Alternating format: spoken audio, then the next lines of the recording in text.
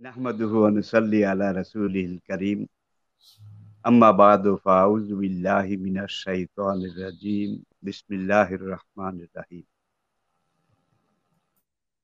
মুহতারামি ও মুকাররমি জনাব সভাপতি সাহেব, আমার স্নেহাস্পদ প্রিয় সঞ্চালক ভাই, আজকের অনুষ্ঠানে শহীদি কাফেলা ইসলামী ছাত্র শিবির আয়োজিত সিরাতুন নবী মাহফিলে অংশগ্রহণকারী আমার একান্ত শ্রদ্ধেয়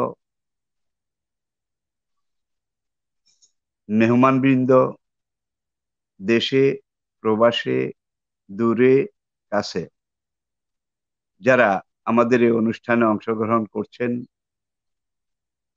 আসসালামু আলাইকুম ওয়া রাহমাতুল্লাহ। সবাইকে সালাম, শুভেচ্ছা, আহলান সাহলান, মোবারকবাদ জানিয়ে আমি আমার নির্ধারিত বিষয়বস্তুর উপরে আলোচনা শুরু করছি। আমার একান্ত স্নেহাস্পদ, আমার সন্তান তুল্য, আমার রক্তের অংশস্বরূপ, আমার রুহানি আওলাদ কেন্দ্রীয় সভাপতি সিরাজুল ইসলাম ভাই একটা মহাসাগরকে একটা চায়ের পেয়ালায় আমাদের সামনে পরিবেশন করেছেন। আসলে ১,৫০০ বছর পর্যন্ত প্রায় যেই জাত, যেই হাস্তি, জাতে নবুয়ত, জাতে রেসালত, যাকে নিয়ে এত আলোচনা, পর্যালোচনা, পর্যবেক্ষণ, এত রকমের লিখন, পঠন, গবেষণা, অ্যানালাইসিস, ব্যাখ্যা, বিস্তৃতি, পোস্টমার্টেম করা হচ্ছে, কিন্তু কিছুই যেন করা হলো না। আমরা সাগরের তলা তো দূরের কথা, তার কাছেও যেতে পারিনি। কোরআন যেমন আমাদের জীবনের সংবিধান, আমাদের মূল টেক্সট বুক, তেমনি হাদিসে রাসূল, প্রিয় নবীজির চলন, বলন, কথন, সমর্থন, এগুলো হচ্ছে হাদিসের ভিত্তি। এই দুইটার উপরেই সিরত, প্রিয় নবীর জীবন আদর্শ। আসুন, হুব্বে রাসূল, রাসূল সাল্লাল্লাহু আলাইহি ওয়াসাল্লামকে মহব্বত করা। প্রথমে আসুন রাসূলের এই হাদিসটি আমি আপনাদের সামনে পেশ করছি। লা ইউমিনু আহাদুকুম, তোমাদের মধ্যে কোনো মানুষ, কোনো ব্যক্তি ওই পর্যন্ত পূর্ণাঙ্গ মুমিন হতে পারবে না যে পর্যন্ত না আমি যা নিয়ে এসেছি, আমি যা বলছি, আমি যা করছি, আমি যা করতে বলেছি বলছি, এগুলোকে এবং আমি নবীকে তার সন্তান, তার পিতা, তার পরিবার পরিজন সবার চাইতে বেশি ভালো না বাসবে, তাহলে এটা কুল ইন কুনতুম তুহিব্বুন আল্লাহ। আমার সভাপতি ভাই একটু আগে বলেছেন, আমার নাতি, যে ফাত্তাবিউনি ইউহিব্বুকুমুল্লাহ, যদি আল্লাহকে পেতে চাও, যদি আমার মহব্বত পেতে চাও, ধারণ করতে চাও, তাহলে আমাকেই জীবনের প্রত্যেকটা কাজে পুঙ্খানুপুঙ্খ রূপে কদম বা কদম এতাত আনুগত্য এবং আমাকেই জীবনের সর্বোচ্চ মডেল হিসাবে মেনে নিতে হবে। আসুন, মক্কায় তিনি নিয়ে আসলেন প্রথম তাওহীদের বাণী। আইয়ুহান নাস কুলু লা ইলাহা ইল্লাল্লাহ তুফলিহু। হে মক্কাবাসী, আইয়ুহান নাস, হে দুনিয়ার মানুষ, তোমরা মেনে নাও, স্বীকার করো, ঘোষণা দাও, আল্লাহ ছাড়া কোনো ইলাহ নেই, আল্লাহ ছাড়া কোনো খালেক নেই, মালিক নেই, মাবুদ নেই, আল্লাহ ছাড়া কোনো সৃষ্টিকর্তা, পালনকর্তা, আইনদাতা, হুকুমদাতা, বিধানদাতা, রিজিক দাতা, জীবনদাতা, মৃত্যুদাতা, মানুষের জীবনের যতগুলো দিক আছে সবগুলো নিরঙ্কুশ একমাত্র মালিক আল্লাহ রাব্বুল আলামিন। সেই মহান রব্বুল আলামিনকে তোমাদের জীবনের রব, তোমাদের জীবনের সব, এটা মেনে নাও, তোমরা বেঁচে যাবে।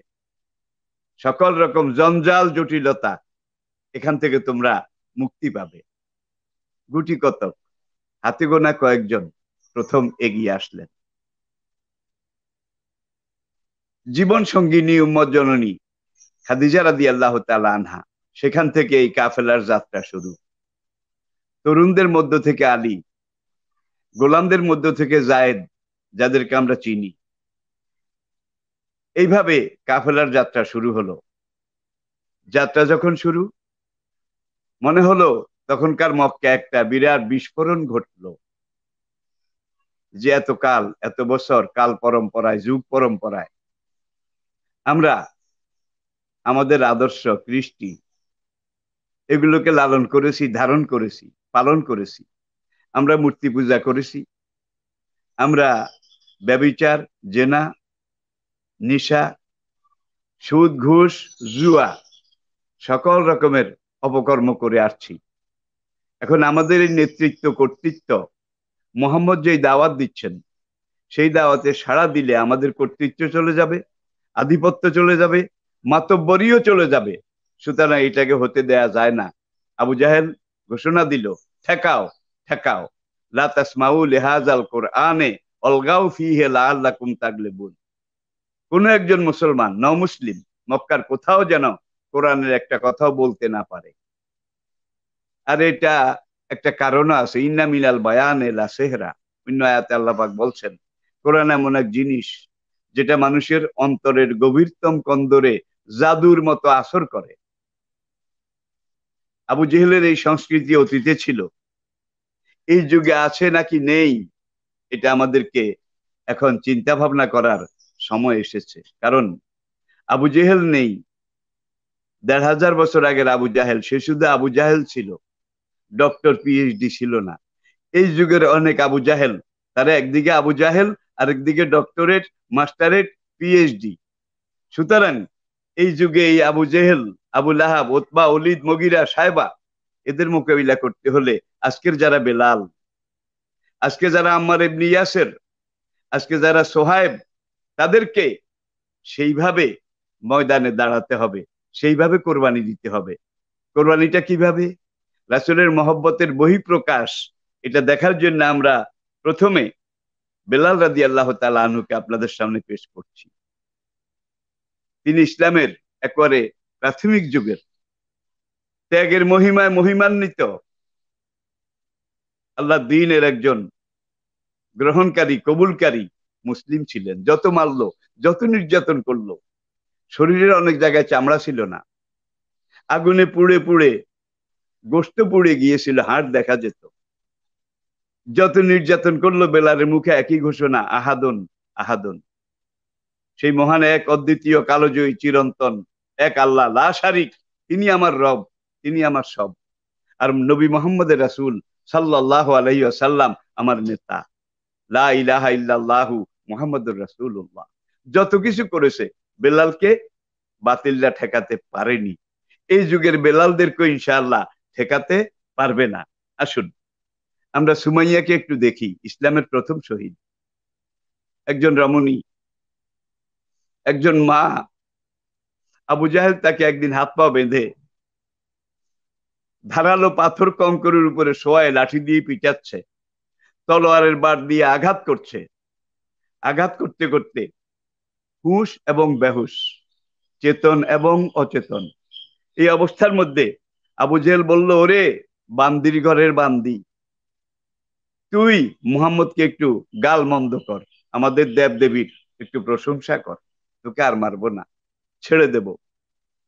একজন বৃদ্ধা নারী, তিনি জবাব দিলেন, সুতিয়া নাশ হো তেরে আর তেরে বাতিল খোদাউ কে, তোমার সর্বনাশ হোক আর তোমার এই বাতিল দেব দেবী, এগুলো সর্বনাশ হোক।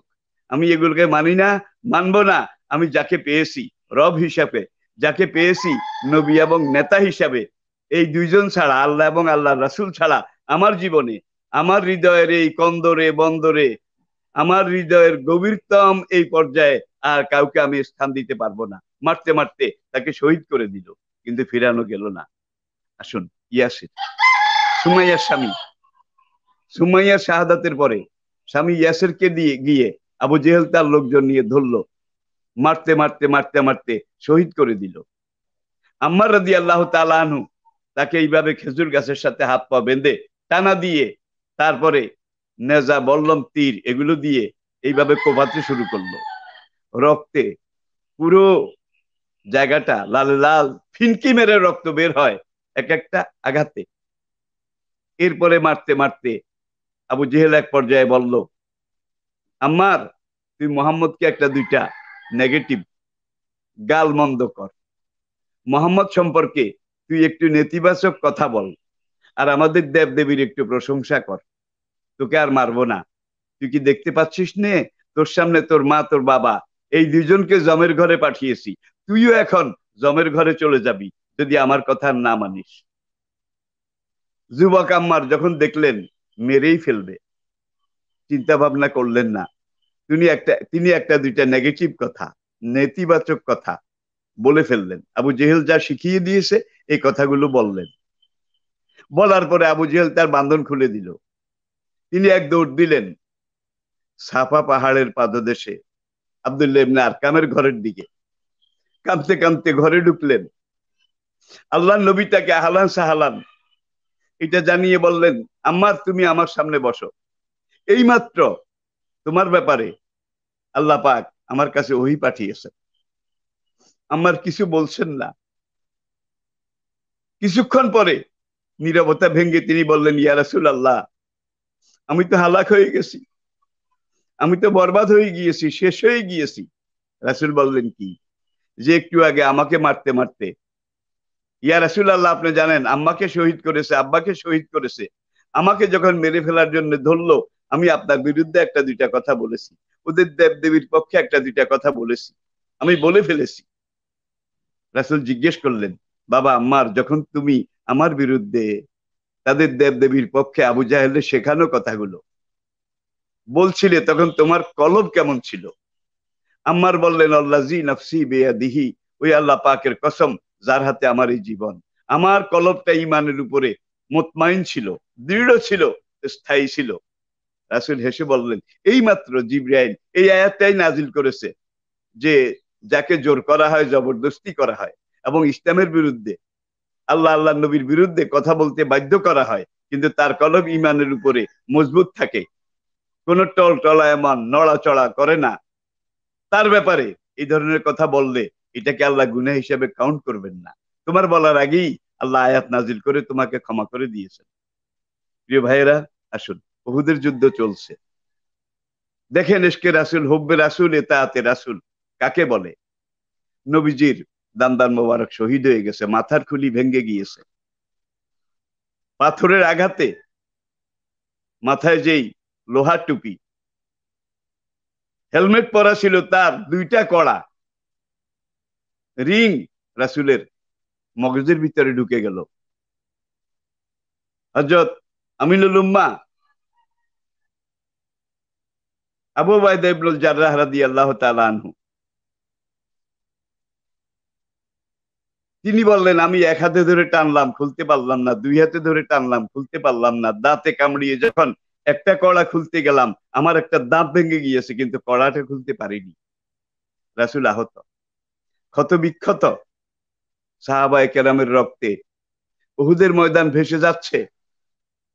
এই অবস্থায় দিনার গোত্রের একজন মহিলা, হাদিসে তার নাম নাই, দিনার গোত্রের মহিলা, এই মহিলা কাঁদতে কাঁদতে আসলো উহুদের ময়দানের দিকে। কারণ তার এলাকায় গুজব, মক্কার শহরতলিতে গুজব রটে গিয়েছিল, কাদ কোতেলা মোহাম্মদ, মোহাম্মদ তাকে কতল করে ফেলা হয়েছে, শহীদ করে দেওয়া হয়েছে। পাগলপাড়া দিশেহারা হয়ে এই মহিলা, এই মা, তিনি উহুদের ময়দানের দিকে দৌড়লেন। এখন যুদ্ধের মাঠের দিকে ঢুকবেন নবীজির খবর নেওয়ার জন্য। একজন সাহাবী সামনে পড়লেন, বোরকা হেজাব পড়া মহিলা। তিনি বললেন, আল্লাহ রাসূল কেমন আছেন? আমি রাসূলের খবর নিতে এসেছি। ওই সাহাবী জবাব দিলেন, তোমার স্বামী শহীদ হয়ে গেছে, তোমার দুইটা ছেলে শহীদ হয়ে গেছে, তোমার ভাই শহীদ হয়ে গেছে উহুদের এই ময়দানে। মহিলা বললেন, স্বামীর কথা, ভাইয়ের কথা, সন্তানের কথা জিজ্ঞেস করছি না, বলো আমার রাসূল কেমন আছেন? যে রাসূল হইতে আহত হয়েছেন, ওই যে সাহাবারা ঘিরে আছেন, মা ফাতেমা নিজে শুশ্রূষা করতেছেন, সাহাবারা যোগান দিচ্ছেন, তুমি সেখানে যাও। দিনার গোত্রের ওই মহিলা কান্নারত অবস্থায় সেখানে গেলেন। যাওয়ার পরে রাসূলের নজর তার দিকে পড়লো। রাসূলের চোখ দিয়ে টপ টপ করে শ্রাবণের বর্ষার মতো অশ্রুর বন্যা নেমে আসলো। সাহাবায়ে কেরামের কেউ কেউ জিজ্ঞেস করলেন, মা ইয়াবকি কা ইয়া রাসূলুল্লাহ, ওগো আল্লাহর রাসূল, আপনার দাঁত ভাঙলো, মাথার খুলি ভাঙলো, সারা শরীর ক্ষত বিক্ষত, জর্জরিত হলো, আপনাকে কাঁদতে দেখলাম না। মহিলা সামনে আসলো, আপনি কাঁদছেন কেন? রাসূল বললেন, এই মহিলা এমন এক মহিলা, আজকে ইসলামের জন্য, দ্বীনের জন্য, আমি রাসূলের মহব্বতে দ্বীনকে টিকায় রাখার জন্য, তার স্বামী শহীদ হয়েছে, তার ভাই শহীদ হয়েছে, তার দুইটা পুত্র শহীদ হয়েছে। এখন কেউ শহীদ হয়ে যদি কেউ কেউ বেঁচে থাকতো, তাকে আমি বলতে পারতাম অমুক গেছে, তমুক আছে, সবই তো চলে গেছে, তাকে আমি কি জবাব দেব? রাসূল এই কথা বলার পরে ওই মহিলা হাত তুলে বলে, কুল্লু মুসিবাতিন আলাইয়া হাল্লুম বাদাকা ইয়া রাসূলুল্লাহ, ওগো আল্লাহর রাসূল, স্বামী গিয়েছে দুঃখ নেই, ভাই গিয়েছে কোনো দুঃখ নেই, ছেলে দুইটা চলে গিয়েছে কোনো দুঃখ নেই, আল্লাহ নবীকে জীবিত পেয়েছি, আমি সব ভুলে গেছি, আমার সব আছে। ইশকে রাসূল, হুব্বে রাসূল, রাসূলের জন্য আত্মত্যাগ, জীবন দানের মডেল ইনারা ছিলেন। আসুন, হানজালা উহুদে কাফেলায় শরীক হয়েছেন, জেহাদে যাবেন। রাসূল যখন একজন একজন করে যাচাই করছেন সেনাবাহিনীকে, হানজালার সিরিয়াল আসলো। রাসূল বললেন, গত পরশু না আমি তোমার বিয়ে পড়িয়েছি? হানজালা বললেন, বালা ইয়া রাসূল আল্লাহ। রাসূল বললেন, লে নফসিকা আলাইকা হাক্কুন ওয়া লি যাওজাতিকা আলাইকা হাক্কুন, তোমার নিজের একটা নফসের হক তোমার উপরে আছে, নববিবাহিত স্ত্রী তার একটা হক তোমার উপরে আছে। তোমার উহুদে যাওয়া লাগবে না, ঘরে যাও। তোমার বিবির সাথে, আজকে নতুন বিবি তুমি ঘরে এনেছ, বিবির সাথে তুমি আজকে এই রাতটা থাকো, জীবনের প্রথম মধুচন্দ্রিমা, এটা উপভোগ করো। নবীর নির্দেশ। হানজালা ফিরে গেলেন, স্বামী স্ত্রী ঘুমন্ত ছিলেন। রাতে তারা মিলিত হলেন। এমন সময় মদিনার গলিতে গলিতে চুঙ্গা মুখে দিয়ে একজন ঘোষক ঘোষণা করছে, শহরবাসী নগরবাসী, ওহদ থেকে খবর আসতেছে, নবী নাই, নবী নাই। হানজালা তাড়াতাড়ি উঠে রওনা করলেন, স্ত্রী দরজায় গিয়ে বাধা দিলেন, স্বামী কোথায় যাচ্ছেন? এই যে শোনা গেল ঘোষকের আওয়াজ, নবী নাই, নবী নাই, আমি ওহুদে যাচ্ছি। স্ত্রী বললেন, যান, আমার কোনো আপত্তি নেই, আপনি যদি সেখানে শহীদ হন, আমি শহীদের স্ত্রী হব, আমার গৌরব, আমার মর্যাদা আরো বাড়বে। কিন্তু একটু আগে যে আমরা স্বামী স্ত্রী মিলন করেছি, আপনার কি মনে নাই? আপনি একটু দাঁড়ান, 2 মিনিট দাঁড়ান, আমি কুয়া থেকে এক বালতি পানি নিয়ে আসি, আপনাকে গোসল করায় নওশার সাজে আমি ওহুদের দিকে পাঠাই দিচ্ছি। হানজালা বললেন, বিবি রাখো তোমার গোসল, নবী যদি সত্যি চলে গিয়ে থাকেন, গুজব, ঘোষকের ঘোষণা যদি সত্য হয়ে থাকে, তাহলে দিন চলে গেছে। দিন যদি চলে যায়, গোসলের মশলা খুঁজে কোনো লাভ নেই, গোসল এখন বাদ দাও, আমি নবীর খবর নিতে যাই। চলে আসলেন, যুদ্ধে সামিল হলেন, প্রাণপণ যুদ্ধ করে তিনি শহীদ হয়ে গেলেন। আপনারা জানেন, যুদ্ধ শেষ হওয়ার পরে লাশগুলো খোঁজ করা হচ্ছে, কিন্তু হানজালার লাশ পাওয়া যাচ্ছে না। হানজালার বউ একটা নেকাব, একটা জিলবাব, এটা পরে উহুদের ময়দানে আসলেন। রাসূল সেখানে এখন উঠে বসেছেন, একটু প্রকৃতিস্থ সুস্থ হয়েছেন। এখন মহিলা একটু দূরে দাঁড়িয়ে, এখন রাসূল বললেন, এই মহিলাকে মদিনার দিক থেকে আসলো। সাহাবায়ে কেরামের কেউ কেউ জবাব দিলেন, হানজালার স্ত্রী। এখন রাসূল বললেন, তাকে আসতে দাও। হানজালার স্ত্রী রাসূলের সামনে আসলেন। আসার পরে বললেন, ইয়া রাসূলুল্লাহ, আমি একটা জরুরি খবর আপনাকে জানাবার জন্য এসেছি, এটা আমার ইমানের দাবি। রাসূল বললেন, হ্যাঁ বলো। হানজালার বউ বললেন, এখানে বলা যাবে না, একেবারে ব্যক্তিগত। রাসূল 2 জন সাহাবার কাঁধে ভর দিয়ে 40 কদম দূরে, এটাও হাদিস, সেখানে গিয়ে বসলেন, যেন কেউ শুনতে না পায় মহিলা কি বলে, কোন সেই গোপন কথা। হানজালার বউ নবীর সামনে দাঁড়িয়ে বলল, ইয়া রাসূলুল্লাহ, মদিনাতে এই গুজব রটেছে, স্বামী এইভাবে দৌড়ে এসেছে, শহীদ হয়ে গেছে, আমি জেনেছি, এই জন্য এসেছি। তার উপরে গোসলে জানাবাত, ফরজ গোসল ছিল, প্রাপ্য ছিল, ডিউ ছিল, কিন্তু গোসলের সুযোগ সময় সে আমাকে দেয়নি। ওগো আল্লাহর নবী, আমার স্বামী যদি শহীদ হয়ে গিয়ে থাকে, তাকে আপনি গোসল না দিয়ে দাফন করবেন না। কারণ শহীদদেরকে তো গোসল দেওয়া হয় না, এই মশলাও আমি জানি। এখন পাওয়া যায় না, পাওয়া যায় না, সাহাবারা কাঁদে। আল্লাহ রাসূল উপরের দিকে তাকালেন, মুখে বেহেশতি হাসি প্রতিফলিত হলো। ইন্নি আরা মা লা তারাও না, হে আমার সাহাবারা, আমি যা দেখি তোমরা তা দেখো না। তোমরা হানজালার লাশ পাও না, আমি দেখেছি সাত তাবক আসমানের উপরে বাইতুল মামুরের সামনে 70,000 ফেরেশতা হানজালার লাশ সেখানে নিয়ে গেছে। ফেরেশতারা বেহেশতের আবে কাউসার ঝর্ণা ধারার পানি দিয়ে তাকে গোসল দেওয়া হয়েছে। জিব্রাইলের নেতৃত্বে যারা জানাজা পড়তেছে, এই যে আসতেছে আসতেছে আসতেছে বলতে বলতে হানজালার লাশ, হামজার রাদিয়াল্লাহু তাআলা আনহুর লাশের পাশে হাজির। ইসলামের ইতিহাসে এনাকে বলা হয় গাসিলুল মালায়েকা। ওই শহীদ আল্লাহর ফেরেশতারা আসমানে নিয়ে যাকে গোসল দেওয়া হয়েছে, এই হুব্বে রাসূল, ইশকে রাসূল, ইতাআতে রাসূল, সিরাতে রাসূল, এটাকে জানা মানা জীবনে ধারণ বাস্তবায়ন করার কারণে আল্লাহ পাক দুনিয়াতে পুরস্কার দিয়েছেন, আমাদেরকে দেখিয়ে দিয়েছেন। এটাও আমাদের জন্য একটা আত্মত্যাগের শিক্ষা এবং মডেল। প্রিয় ভাইয়েরা, রাজির ঘটনার দিকে একটু তাকান। আল্লাহ রাসূল 7 জন সাহাবা, চৌকস সাহাবা, এবং অধিকাংশ ক্ষেত্রে এনারা আর্মি ইন্টেলিজেন্স, সেনা গোয়েন্দার দায়িত্ব পালন করতেন। এবং সেই সেনা গোয়েন্দা 7 জন বাছুনি করা সাহাবী আর্মি ইন্টেলিজেন্স, তাদের কমান্ডার ছিলেন হযরত আসিম রাদিয়াল্লাহু তাআলা। আসিমের নেতৃত্বে মক্কার কুরাইশরা বারবার এসে মদিনার আশেপাশে ঘুরে মুসলমানদেরকে ডিস্টার্ব করে, কোনো মানুষ পেলে ধরে নিয়ে যায়। আজকে উটটা নিয়ে যায়, কাল বকরিটা নিয়ে যায়, গাছের আধা পাকা খেজুরগুলো পেড়ে নিয়ে যায়। আমাদের যেভাবে নেয় আর কি, আশপাশওয়ালারা স্বভাব তো একই, জিনিসও এক। এটা আমাদেরকে বুঝতে হবে। সুযোগ পেলেই আর সুযোগ গ্রহণ করতে দেরি করে না, অপেক্ষাও করে না। এখন আসিমের নেতৃত্বে পাঠালেন মক্কা এবং মদিনার মধ্যবর্তী এক জায়গায়। জায়গাটার নাম হলো রাজি উপত্যকা, রাজি পাহাড়ি এলাকা। সেখানে একটা জায়গায় পার্শ্ববর্তী গোত্রের একদল কাফের তারা অপেক্ষায় ছিল যে আমরা খবর পেয়েছি মুসলমানের একটা দল এই দিকে আসতেছে। তারা যখন ওই 3 পাহাড়ের মাঝখানে গেলেন এই 7 জন আসিমের নেতৃত্বে, তখন 100 তীরন্দাজ চতুর্দিক থেকে তাদেরকে ঘেরাও করে ফেললো। এই 7 জন প্রাণপণ মোকাবিলা করলেন, 2 জন শহীদ হয়ে গেলেন, 3 জন তাদের হাতে বন্দী হলো, আর রইল 2 জন।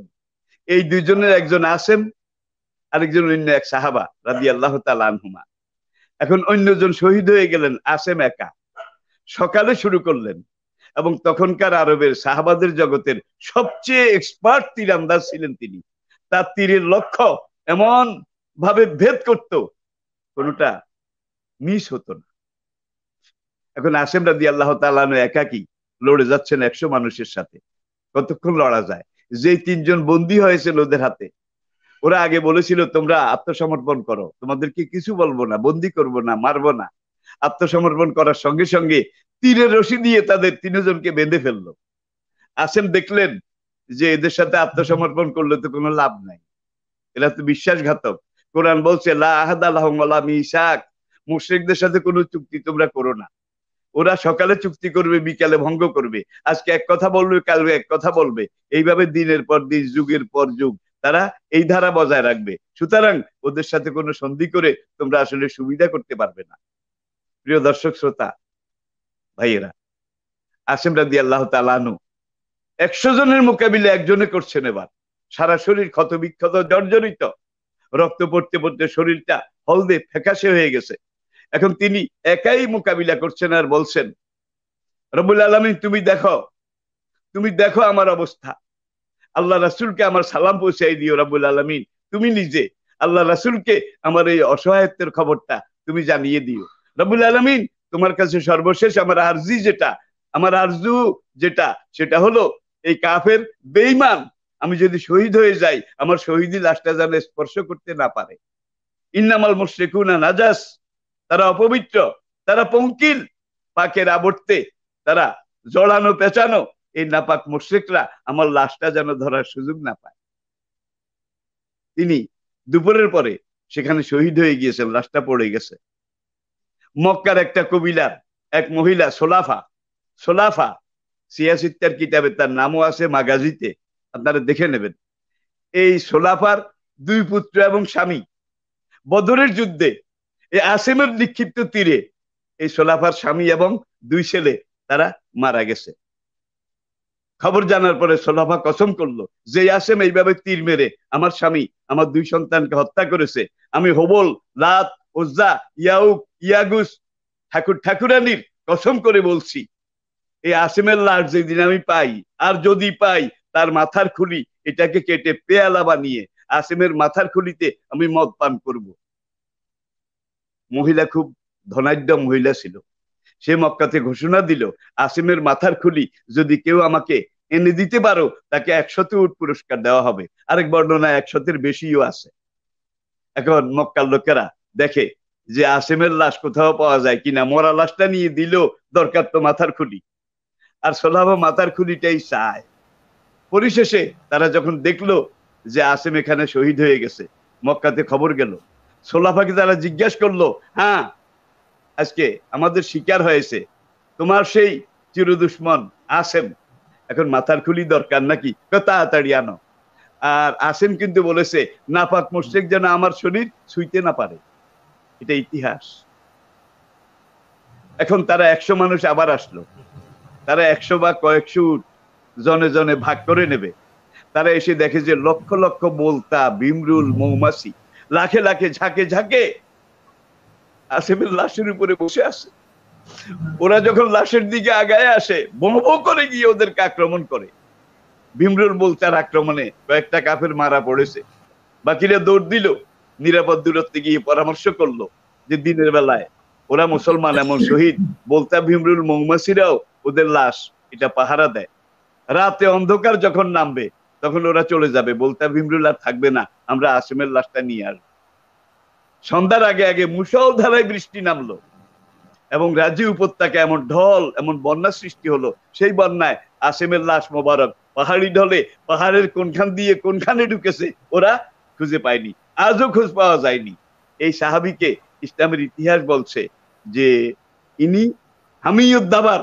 হামিউদ্দাবার বুখারীর নাম, আল্লাহর নবীর দেওয়া নাম হামিউদ্দাবার, যে কীট পতঙ্গ বলতা ভিমরুল মৌমাছি যার শহীদের লাশের হেফাজত করেছে। এবার আসুন আরেকজন, এই যে বন্দী হয়েছেন যে 3 জন, তার মধ্যে প্রধান হযরত খোবাইব ইবনে আদি। খোবাইব ইবনে আদি রাদিয়াল্লাহু তাআলা।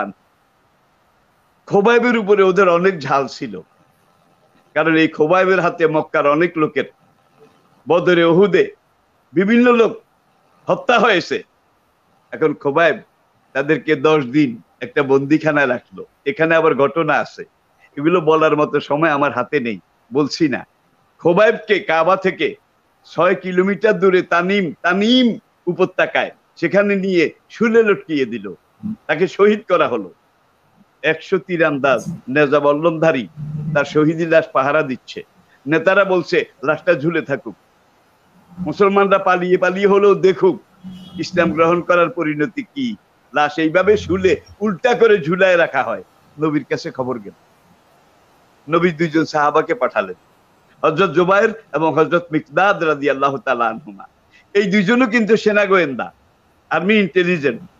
তারা আসলো নিরাপদ দূরত্ব বজায়, হ্যাঁ, লুকিয়ে ছুপিয়ে আসলো, দেখে যে খোবাইবের শহীদি লাশ ঝুলে আছে। 4 বা 5 দিন আগে তাকে এইভাবে লটকানো হয়েছে। আমরা জানি শহীদের লাশ পচে না, যেমনটা তেমন থাকে। এখন 100 জন পাহারা দেয়।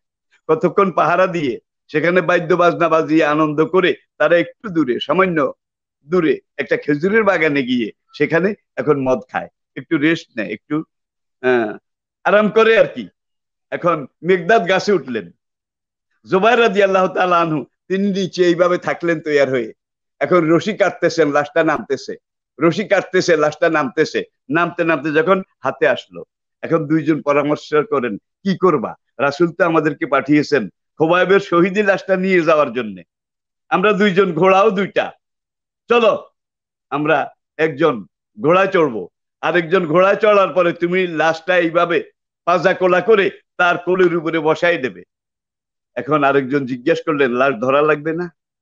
তখন দ্বিতীয় জন বললেন, মিকদাদ বললেন যে তুমি 2টা লাগাম, ঘোড়া 2 দিকে 2টা লাগাম এক হাতে ধরবে, বাম হাতে, আর ডাইন হাতে খোবাইবের শহীদি লাশটা এইভাবে বুকের সাথে জড়ায় ধরবে।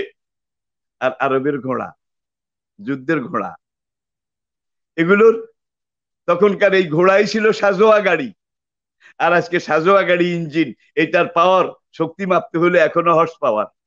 কত ঘোড়া, কত ঘোড়া শক্তি এই ইঞ্জিন, দেখেন ঘোড়া নাই, কিন্তু আজকে সাজোয়া গাড়ি, কামান, তোপ, ট্যাঙ্ক, কামান সবকিছু ওই ঘোড়া দিয়ে, অশ্ব শক্তি দিয়ে ইঞ্জিনের শক্তি মাপতে হয়। কোরআন যে বলেছে অমির রেবাতিল খাইলে, আল্লাহু আকবার, ঘোড়া এটা তোমাদের জন্য শক্তির প্রতীক, এগুলাকে ট্রেন্ড আপ করে তৈরি করে রাখো, আল্লাহ দুশ্মনরা দেখলেই জানো জবা কুসুম শঙ্কা সম কাশ্যপ ইয়ং নাসম এই মন্ত্র তপ জপ করা শুরু করে। এখন হযরত মিকদাদ আগে আগে যান, আর জুবাইর রাদিয়াল্লাহু তাআলা আনহু লাশ মোবারক নিয়ে পিছে পিছে যান। একজনের লাগাম দুই হাতে, আরেকজনের লাগাম এক হাতে, আর লাগাম যত জোরে টান দেয় ঘোড়ার স্পিড তত বেশি বাড়ে। আজকের এই গাড়ির গিয়ার আর কি, গিয়ার এখন বাম হাতে, বেচারা গিয়ার আপ করতে পারছেন না, যেইভাবে টানা দরকার না এই লাগাম সেভাবে টানতে পারছেন না, ঘোড়াটার গতি বারবার কমে যাচ্ছে কমে যাচ্ছে। কাফেররা ওখান থেকে মদ টদ খেয়ে ফ্রি হয়ে ফ্রেশ হয়ে বাইরে হয়ে এসে দেখে যে লাশ নাই। কি হয়েছে? সেখানে একটা প্রতিবন্ধী লোক ছিল, সে বললো এই এমন দুইজন লোক, একজনের রশি কেটেছে আরেকজনে হাতে ধরেছে, তারা কোলে করে লাশটা নিয়ে গেছে, ধর ধর ধর ধর, ওরা পিছু ধাওয়া করলো। হুদায়বিয়ার সন্ধি যেখানে হয়েছিল প্রায় 30 কিলোমিটার দূরে, এই জায়গায় এসে এখন তারা এই দুইটা ঘোড়াকে ধরে ফেলবে। এখন পিছন থেকে জুবাইর রাদিয়াল্লাহু তাআলা মিকদাদকে বললেন, কাফেররা তো আমাদেরকে ঘেরাও করে ফেলতেছে, ঘোড়ার তো স্পিড বাড়তেছে না, কারণ এক হাতে গিয়ার আপ করতে পারতেছি না, করবোটা কি? তখন মিকদাদ রাদিয়াল্লাহু তাআলা আনহু বললেন যে আল্লাহর নবী বলেছেন, একজন মুমিন, একজন দায়ী, একজন রাই, একজন নকিব, একজন মুজাহিদ জীবনের শেষ মুহূর্ত পর্যন্ত নিজকে বাঁচাবার চেষ্টা করতে হবে। ওলা তুলকু বিআইদিকুম ইলা তাহলুকা, সুতরাং যে শহীদ হয়ে গেছে, আমরা এখন বাঁচতে হলে, এখন শহীদের লাশ রক্ষা করতে গেলে দুইজন মারা পড়বো, এক কাজ করো, বিসমিল্লাহ ওয়া তাওয়াক্কাল আলাল্লাহ, এই কথা বলে লাশটা ছেড়ে দাও, জমিনে ফেলে দাও। জমিনে ফেলে দিল, জমিন এবার হা করলো, দুই দিকে ফাঁক হয়ে গেল, জমিনের ফাঁক দিয়ে লাশটা ঢুকে গেল, জমিন আবার সমান হয়ে গেল। কাফেররা এসে বললে এইখানে এইখানে এইখানে পড়েছে, কিন্তু খুঁজে পায় নাই। এই সাহাবীর নাম ইসলামের ইতিহাসে বালিউল আরদা, বালিউল আরদা। পরিশেষে আসুন যেই কথাটা আমি বলে শেষ করছি, উহুদের যুদ্ধে হামজা রাদিয়াল্লাহু তাআলা আনহুকে যেখানে দাফন করা হয়েছে, হযরত জাবেরের আব্বা আব্দুল্লাহ শহীদ, এইভাবে শহীদদেরকে যেখানে দাফন করা হয়েছে, উহুদের যুদ্ধের 47 বছর পরে হযরত আমিরে মাবিয়া রাদিয়াল্লাহু তাআলা আনহুর খেলাফতের জামানায় মদিনায় পানির ড্রেন, পানির লাইন তৈরি করার জন্য উহুদের এই রণক্ষেত্রে এখান দিয়ে যখন এই পরিখা খনন করা হচ্ছিল, ড্রেইনের লাইন তৈরি করা হচ্ছিল, তখন হামজা রাদিয়াল্লাহু তাআলা আনহুর লাশ কতটুকু কেটে গিয়েছিল, দেখা গেল টপ টপ রক্ত, টাটকা রক্ত, রক্ত জমা হয়নি। এরপরে হযরত আব্দুল্লাহ জাবেরের আব্বা, তার লাশ মোবারক পুরা বের হয়ে গেল। জাবেরের কাছে খবর গেল যে এইভাবে সরকারি কাজে তোমার বাবার লাশ তো বের হয়ে গেছে। জাবের রাদিয়াল্লাহু তাআলা আনহু দুই তিনজন সঙ্গী নিয়ে উহুদের ময়দানে এসে দেখেন যে লাশটা এইভাবে উঠে গেছে, একদিকে পড়ে আছে। তিনি লাশটাকে দুইজনে ধরে এক কিনারে নিলেন, নেওয়ার পরে দেখেন যে একেবারে শরীরটা 47 বছর আগে যেইভাবে দাফন করা হয়েছিল, হাঁটু থেকে নিচের দিকে হামজা এবং এই আব্দুল্লাহ, এখানে ঘাস, আসনান ঘাস, আর এইদিকে একটা পুরানো কাপড়। হামজার কাফনও এরকম ছিল, কাফনের কাপড় পর্যন্ত ছিল না, এবং তার ডাইন হাতটা এখানে কপালের উপরে এইখানে এইভাবে ধরা, ডাইন হাতটা। জাবের এই ডাইন হাতটাকে এইভাবে সরালেন, শিরশির শিরশির করে রক্ত ফিনকি মেরে বের হওয়া শুরু করলো। তখন নিন্নরা বলল হাতটা ওখানে লাগাই দাও, হাতটা ওখানে লাগাই দাও। হাতটা লাগাই দিল, রক্তটা বন্ধ হয়ে গেল। পুনঃ উহুদের ময়দানে আরেক সাইডে যখন হযরত জাবেরের আব্বা আব্দুল্লাহ তাকে দাফন করা হয়েছিল, তখন কবরে রেখে হাতটা আবার এখানে লাগাই দিয়ে তাকে দাফন করা হয়েছে। লা তাহসাবান্নাল্লাযীনা কুতিলু ফি সাবিলিল্লাহি আমওয়াত বাল আহইয়াউ ইনদা রাব্বিহিম ইউরজাকুন। শহীদি কাফেলার ভাইয়েরা, আমাদের নিরাশ হওয়ার কিছু নেই। ওয়ালা তাখাফু ওয়ালা তাহজানু ওয়া আবশিরু বিল জান্নাতিল্লাতী কুনতুম তুআদুন। আমরা জানি এটা আমাদের সুন্নাত, আমরা জানি শাহাদাত নির্যাতন আম্বিয়ায়ে কেরামের সুন্নাত, সাহাবায়ে কেরামের সুন্নাত। আমরা এই রক্ত ঝরা খুন রাঙ্গা, দাঁত ভাঙ্গা, রক্তে রাঙ্গা, মাথার খুলি ভাঙ্গা এই পথ দিয়ে হেঁটে যাচ্ছি। যে কোনো মুহূর্তে আমাদের উপরে নির্যাতন হচ্ছে হচ্ছে আমাদের শাহাদাত এটা হচ্ছে। শহীদি কাফেলার ভাইদেরকে আমি বলবো, আমাদের শাহাদাত যত বাড়বে তত আমাদের ময়দান তত উর্বর হবে, আমাদের শক্তি আরো বাড়বে আরো বাড়বে। দুঃখ করো না হারানো ইউসুফ, কেনানে আবার আসিবে ফিরে। দলিত শুষ্ক এ মরুপূর্ণ হয়ে গুলিস্তা হাসিবে ধীরে। আই রিপিট, দুঃখ করো না হারানো ইউসুফ, কেনানে আবার আসিবে ফিরে। দলিত শুষ্ক এ মরুপূর্ণ হয়ে গুলিস্তা হাসিবে ধীরে। সময় আসবে ইনশাআল্লাহ। আমাদের এত রক্ত কোনোদিন বৃথা যাবে না। এমন এক সময় আসবে বাংলার এই জমিনে ইসলামের পতাকা পথ পথ করে উঠবে। এটাকে কোনো বাতিল ঠেকাতে পারেনি, কোনো বাতিল পারবে না। মহান রব্বুল আলামিন আমাকে জানার, বুঝার, উপলব্ধি করার, আত্মজিজ্ঞাসা করার মতো শক্তি, বিবেক, জাগ্রত মস্তিষ্ক দান করুন। প্রিয় শ্রোতা ভাইয়েরা, আপনাদের কাছে আমার অনুরোধ, আমার কাফেলার এই যুবক, এরাই এই যুগের বেলাল, এরাই এই যুগের মেঘনাদ, এরাই আমাদের জুবায়ের, এরাই আমাদের খোবায়ের, এরাই আমাদের হানজালা, এরা আমাদের রক্তের রক্ত। আমাদের যার যা যতটুকুন যেভাবে আসে আমরা ওদের জন্য ঢেলে দেই, ওদেরকে সহযোগিতা করি, তাদেরকে আমরা উৎসাহিত করি। আল্লাহ পাক যেন এই শহীদি কাফেলা এটাকে সাহাবাই কেরামের মতো বুনিয়ান মারসুস হয়ে সামনে এগিয়ে যাওয়ার মতো তৌফিক, সাহসিকতা, মানসিকতা, ধৈর্য, ইস্তেকলাল এটা দান করেন। আসসালামু আলাইকুম ওয়া রাহমাতুল্লাহি ওয়া বারাকাতুহু। অনেক ধন্যবাদ আপনাদের।